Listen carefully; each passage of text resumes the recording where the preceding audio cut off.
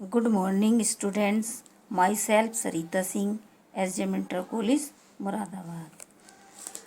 बच्चों, आज हम 7वीं क्लास में हिंदी व्याकरण में संधि पढ़ेंगे।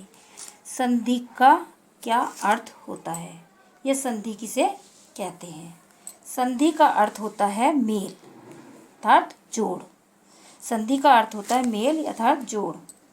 जब दो शब्द एक दूसरे के निकट आते हैं तो पहले शब्द के अंतिम वर्ण तथा दूसरे शब्द के पहले वर्ण में मेल होता है। इस मेल से वर्णों में विकार उत्पन्न होता है। वर्णों के मेल से होने वाला परिवर्तन ही संधि कहलाता है। उदाहरण: हिम प्लस आल्य हिमालय, महा प्लस आत्मा महात्मा। उपयुक्त उदाहरणों में आपने देखा होगा कि शब्दों के निकट आने पर वर्णों के मेल से विकार उत्पन्न हुआ, जिससे वर्णों में परिवर्तन आया और नए शब्दों का निर्माण हुआ। अब बच्चों, संधि की परिभाषा। संधि की क्या परिभाषा है? दो वर्णों के परस्पर मेल से होने वाले विकार या परिवर्तन को संधि कहते हैं। अब है संधि विच्छेद। संधि विच्छेद क्या है? संधि का अर्थ है मिलना और विच्छेद का अर्थ होता है अलग होना। संधि का अर्थ होता है मिलना और विच्छेद का अर्थ होता है अलग होना। दो वर्णों के मेल से बने नए शब्द को वापस पहली वाली स्थिति में लाना संधि विच्छेद कहलाता है। जैसे चंद्रोदय, चंद्र प्लस उदय, सूर्यास्त, सूर्य प्लस अस्त, पुस्तकालय, पुस्तक प्लस आल्य, नमस्ते, नमे प्लस ते। तो ये तो हो गए संधि विच्छेद। अब आते हैं संधि के भेद। तो बच्चों, संधि के कितने भेद होते हैं? संधि के 3 भेद होते हैं। कौन कौन से?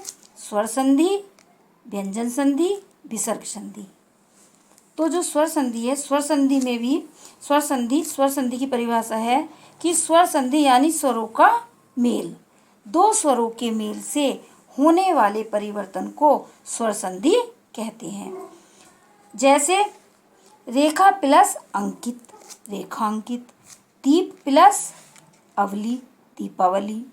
तो पहले उदाहरण में रेखा के आ तथा अंकित के ए का मेल हुआ है, जिससे रेखांकित शब्द बना, तथा दूसरे उदाहरण में दीप के ए तथा अवली ए का मेल हुआ, जिससे दीपावली बना। अब इसमें स्वर संधि के भेद। स्वर संधि के भेद कौन कौन से हैं? स्वर संधि के भेद निम्न हैं। पहले दीर्घ संधि, गुण संधि, वृद्धि संधि, यण संधि, अयादि संधि। ये स्वर संधि के भेद हैं। तो इसमें पहली संधि जो है वो दीर्घ संधि। दीर्घ संधि की परिभाषा: जब ह्रस्व या दीर्घ स्वर के बाद ह्रस्व या दीर्घ स्वर आए तो दोनों के मेल से दीर्घ स्वर हो जाता है, इसे दीर्घ संधि कहते हैं। जैसे क्रम प्लस अनुसार, तो हो गया क्रम अनुसार। फिर है इसमें सह प्लस अनुभूति, तो क्या हो गया? सहानुभूति। विद्या प्लस अर्थी, विद्यार्थी। तो ये दीर्घ संधि। अब इसके बाद है हमारी गुण संधि। अब गुण संधि की परिभाषा है कि ए आ का मेल छोटी बड़ी से होने पर, ए छोटा ऊ बड़ा ऊ से होने पर, ओ तथा री से होने पर अर हो जाता है, उसे गुण संधि कहते हैं। जैसे स्वे प्लस इच्छा, स्वेच्छा, परम प्लस ईश्वर, परमेश्वर,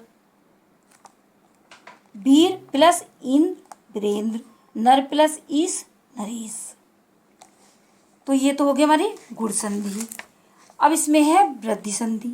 वृद्धि संधि की परिभाषा: जब पहले शब्द के अंत में ए या आ हो तथा दूसरे शब्द के आरंभ में ए अथवा ओ औ आए, तब दोनों को मिलाकर ए और औ हो जाते हैं, इसे वृद्धि संधि कहते हैं।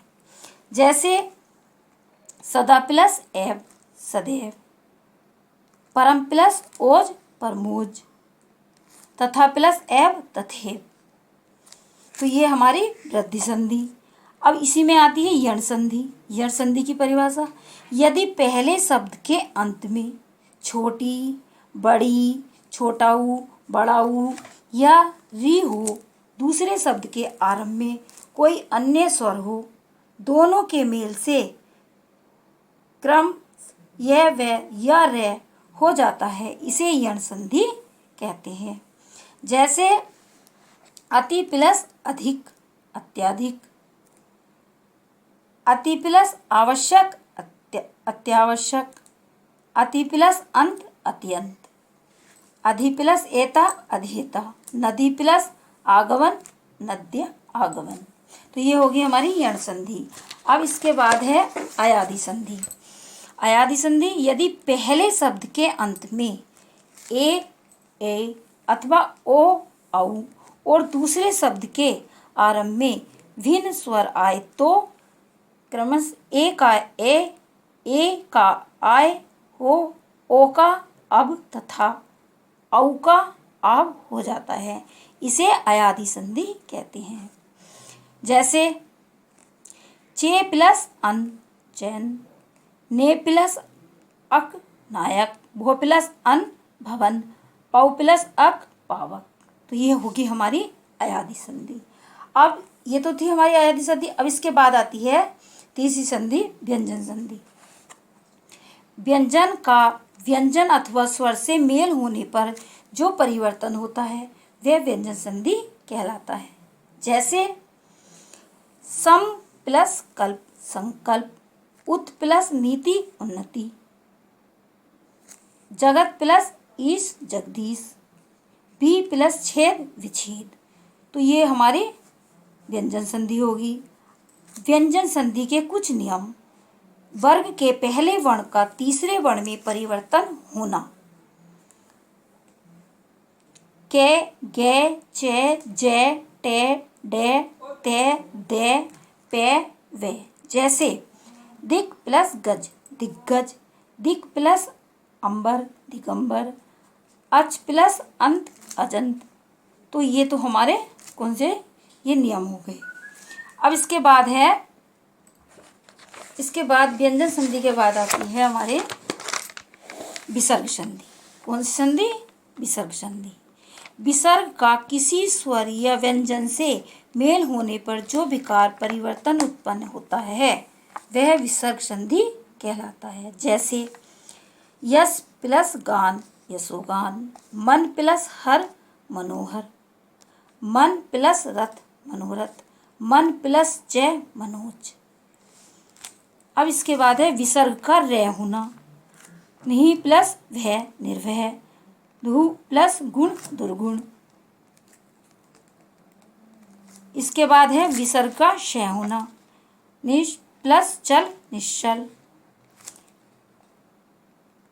दुख प्लस शासन, शासन। फिर विसर्ग का से होना, नहीं प्लस संतान, निसंतान, नहीं प्लस संकोच, निसंकोच।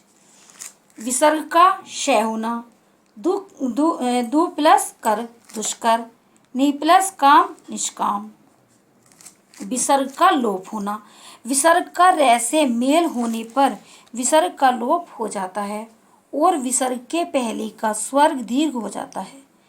नि प्लस रोग, निरोग, नि प्लस रस, नीरस। विसर्ग में परिवर्तन न होना, यदि विसर्ग से पहले ए हो और विसर्ग का मेल कै या पैसे हो तो विसर्ग में कोई परिवर्तन नहीं होता। अतः प्लस करण, अंतकरण, प्रातः प्लस काल, प्रातःकाल। अब इसके बाद बच्चों संधि किसे कहते हैं, है ना, संधि के उदाहरण तो वो तुम्हें अभी समझाए हैं। तो संधि जो होती है दो वर्णों के मेल से उत्पन्न विकार को संधि कहते हैं। अब इसमें संधि के कितने भेद होते हैं, अगला क्वेश्चन है इसमें संधि के कितने भेद होते हैं, नाम बताओ। अब संधि के कितने भेद बताए थे? 3 भेद। कौन कौन से? स्वर संधि, व्यंजन संधि और विसर्ग संधि। तो ये तो हो गए संधि के भेद। अब अगला क्वेश्चन है स्वर संधि के भेद कौन कौन से हैं। तो स्वर संधि के भेद जो अभी तुम्हें समझाए गए हैं, स्वर संधि के भेद कौन कौन से होते हैं अभी तुम्हें ये बताए गए हैं। कौन कौन से होते हैं? दीर्घ संधि, गुण संधि, वृद्धि संधि, यण संधि और अयादि संधि। ये जो है स्वर संधि के भेद हैं। तो ये क्वेश्चन तो तुम्हारी सब समझ में आ गए होंगे क्योंकि चैप्टर सारा समझा दिया गया है, इस यही क्वेश्चन है। अब इसमें आता है एक्सरसाइज, निम्नलिखित शब्दों में संधि करो। तो इसमें है परम प्लस औषध, परमौषध, मात प्लस आनंद, मातरानंद, वन प्लस औषधि, वनौषधि, अधि प्लस एता, अधिएता। फिर इसके बाद है इसमें भानु प्लस ऊर्जा, भानु ऊर्जा, नदी प्लस अर्पण, नदे अर्पण। फिर है वार्ता प्लस आलाप, वार्तालाप, दु प्लस कर, दुष्कर। फिर अगला है नीचे दिए शब्दों को उनमें प्रयुक्त संधि भेद के अनुरूप वर्ग में लिखो।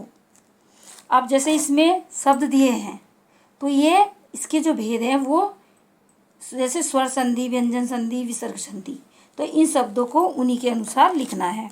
अब जैसे स्वर संधि में महेश्वर, लोकोक्ति, मात्रानंद, और व्यंजन संधि में है उन्नति, जगदीश, उद्धरण। विसर्ग संधि में आशीर्वाद, नमस्ते, निष्पा। अब अगला है इसमें अभि प्लस इष्ट। तो क्या हो गया? इसमें हो गया अभि प्लस इष्ट। तो इसमें हो गया अभि, ये अभि और हो गया अभिष्ट। फिर है राज प्लस ऋषि, राज श्री। फिर है वीर प्लस उचित। तो इसमें हो गया वीरोचित, इसमें हो गया वीरोचित। फिर है विद्या प्लस अध्ययन। तो इसमें हो गया विद्या प्लस अध्ययन, विद्या अध्ययन,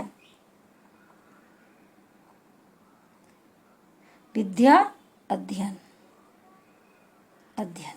अब इसमें संधि कौन सी हो गई? अभि प्लस इष्ट, तो इसमें दीर्घ संधि। राज प्लस ऋषि, तो इसमें कौन सी संधि होगी? गुण संधि। वीर प्लस उचित, इसमें गुण संधि। विद्या प्लस अध्ययन, तो इसमें दीर्घ संधि। अब इसके बाद है पो प्लस इक। तो इसमें क्या बनेगा? पो प्लस इक, तो इसमें पावक। क्या बनेगा? पावक, पावक, अयादि संधि। अब इसमें है दिक प्लस अंबर। तो इसमें व्यंजन संधि है, तो इसमें हो जाएगा दिगंबर, दिगंबर, दिगंबर हो जाएगा। शरद प्लस चंद, शरद चंद हो जाएगा इसमें, चंद। ये अब इसके बाद आते हैं बच्चों, नीचे दिए गए सही संधि विच्छेद पर गोला बनाओ। अब है इसमें जो सही शब्द है उस पर गोला करना है। अब इसमें पहले इसमें क्या है? लक्ष्मी प्लस इच्छा, तो ये सही है। दूसरे में उद्घाटन, उद प्लस घाटन। फिर है भावुक, भौ प्लस उक, भावुक। फिर है इसमें सूक्ति, सु प्लस उक्ति। तो ये तो तुम्हारा पूरा चैप्टर कंप्लीट हो गया। अब जो सारा समझा दिया गया है, जो क्वेश्चन आंसर है वो भी आपकी समझ में आ गए होंगे, और अगर नहीं भी आए होंगे तो जो क्वेश्चन है, जो एक्सरसाइज है, वो पीडीएफ में भेज दी जाएगी।